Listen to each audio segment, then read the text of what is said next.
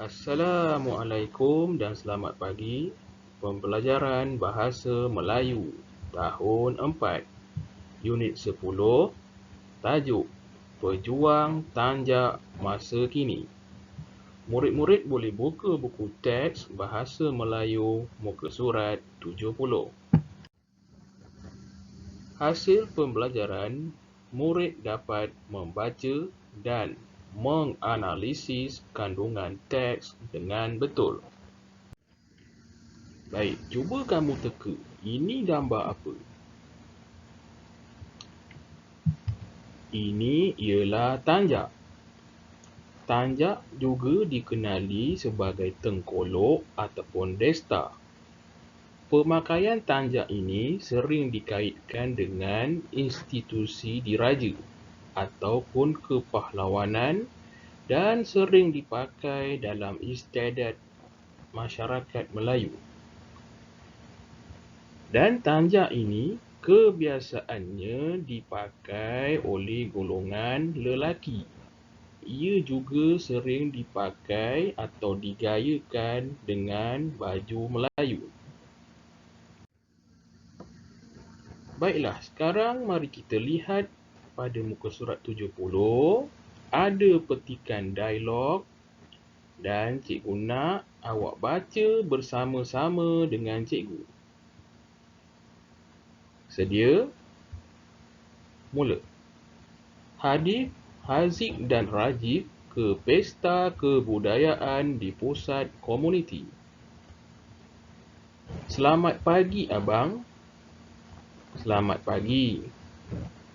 Abang, banyak peniaga di sini memakai tanjak. Betul, adik.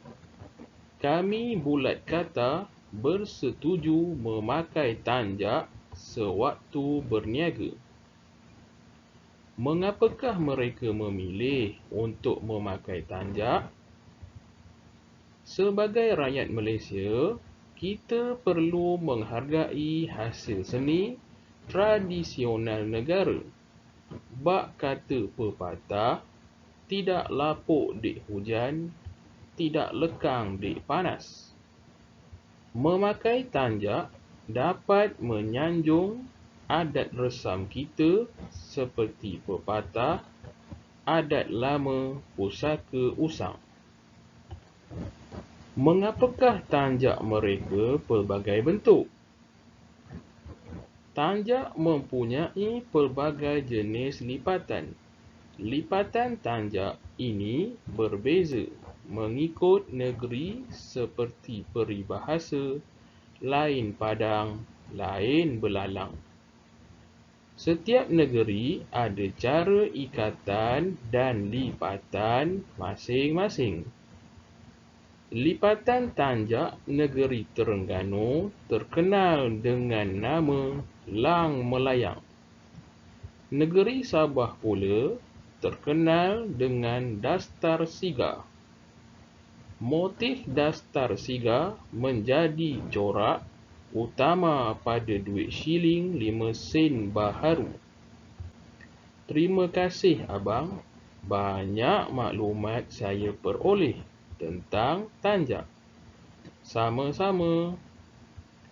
Okey, di sini dia ceritakan dalam petikan mengenai pemakaian tanjak lah. Dan Abang Aziz ada menerangkan beberapa contoh tanjak iaitu dari negeri Terengganu dan juga negeri Sabah. Negeri Sabah, corak tanjaknya ada pada duit shilling 5 sen yang baharu. Kalau kamu ada duit 5 sen, kamu boleh lihat coraknya di situ. Dan tanjak ini berbeza-beza setiap negeri.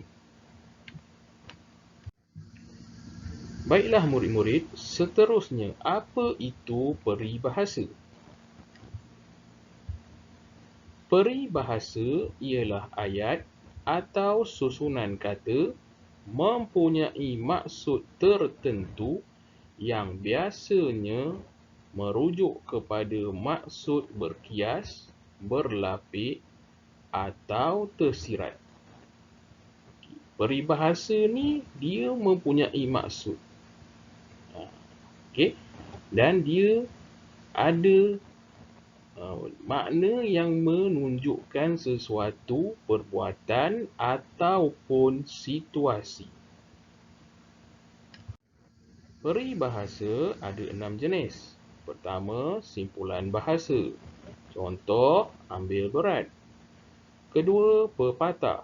Contoh, biar putih tulang, jangan putih mata. Ketiga, bidalan. Contoh, air dicincang tidak akan putus. Keempat, perumpamaan. Contoh, bagai aur dengan tebing. Kelima, bandingan semacam. Contoh, cepat seperti kilat. Keenam, kata-kata hikmat. Contoh, biar lambat asal selamat. Kamu juga telah pelajari peribahasa ini pada pelajaran yang lepas. Jadi, cikgu harap kamu boleh mengingati serba sedikit tentang peribahasa. Baiklah murid-murid, mari kita cari peribahasa dalam petikan.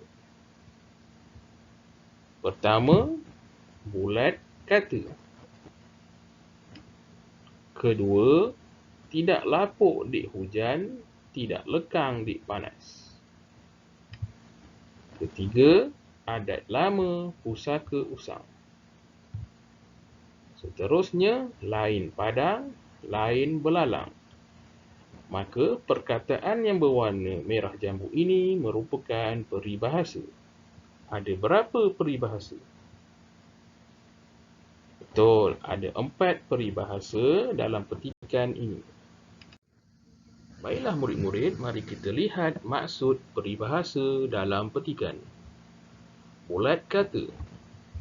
Bulat kata bermaksud keputusan yang dicapai secara sepakat. Sepakat di sini bermaksud semua ahli atau orang mempunyai pendapat yang sama.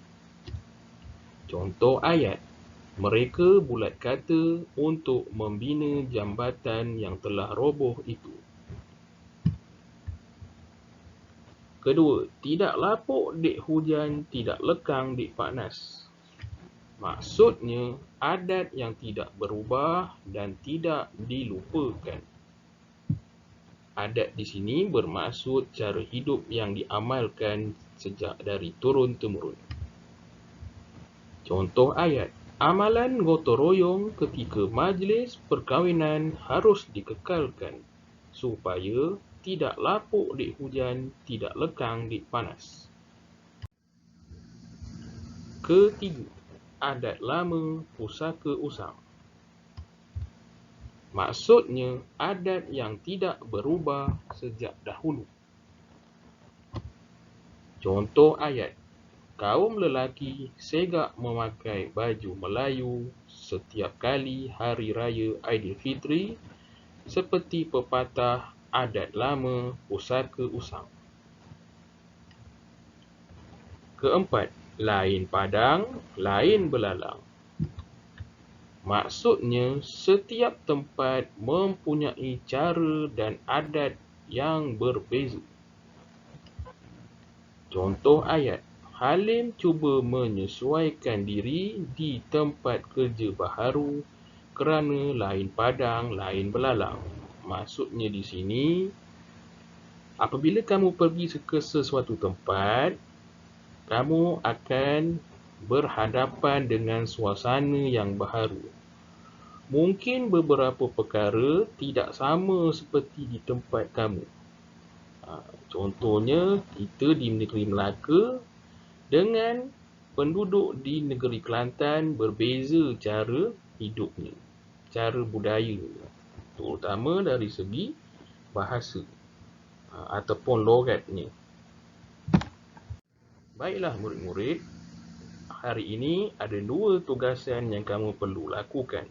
Tugasan 1, buat latihan pada pautan link Google Form. Link tersebut ada dalam WhatsApp group tahun 4. Tugasan kedua pula, di sini kamu lihat ada petikan perbualan di antara Hadif dan Abang Aziz. Cikgu mahu kamu baca perbualan ini. Boleh rujuk buku teks muka surat 70. pada bahagian ini sahaja cikgu nak awak baca dan rakam perbualan ini. Baca dan rakam. Kemudian hantar ke nombor telefon cikgu. Ada 2 tugasan ya. Sila hantar kepada cikgu sebelum atau pada jam 5.30 petang. Sekiranya murid perlu menghantar selepas waktu ibu bapa bekerja, maklumkan sahaja. Dan jika ada masalah, mesej pada cikgu. Sekian, terima kasih. Selamat mencuba.